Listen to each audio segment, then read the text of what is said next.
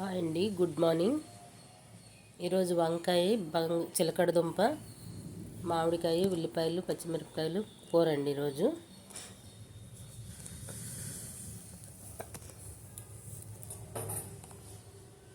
కొంచెం చింతపండు నానబెట్టుకోవాలి.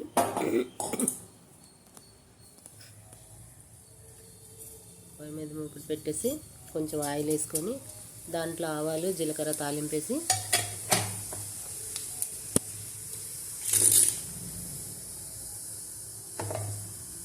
అవి చిటపట వేగిన తర్వాత ఉల్లిపాయ ముక్కలు, పచ్చిమిరపకాయలు వేద్దాం.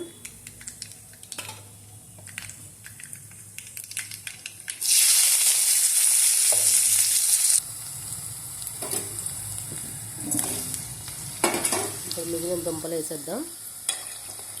అవి కొంచెం వేగిన తర్వాత వంకాయ ముక్కలు వేసేసి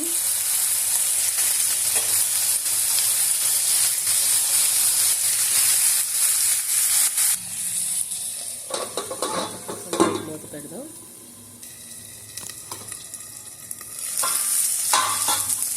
కొంచెం కలిపేసి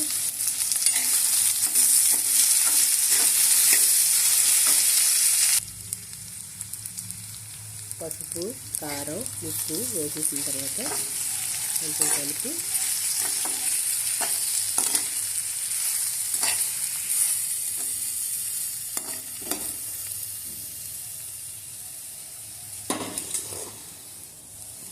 మామిడికాయ ముక్కలు వేసేస్తానండి.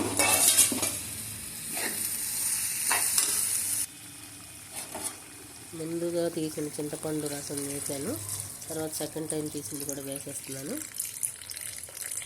దాంట్లో వేస్ట్ ఉంటుంది కదా, అందులో నెమ్మదిగా వేసుకుని వేసి పక్కన పెట్టేయాలి. తర్వాత ఒకసారి మూత పెట్టేద్దాం. మూత తీసేద్దాం. ఒకసారి ఉడుకుతుంది. ఇంకా కొంచెం వాటర్ ఉన్నాయి. ఒకసారి మూత పెట్టేద్దాం.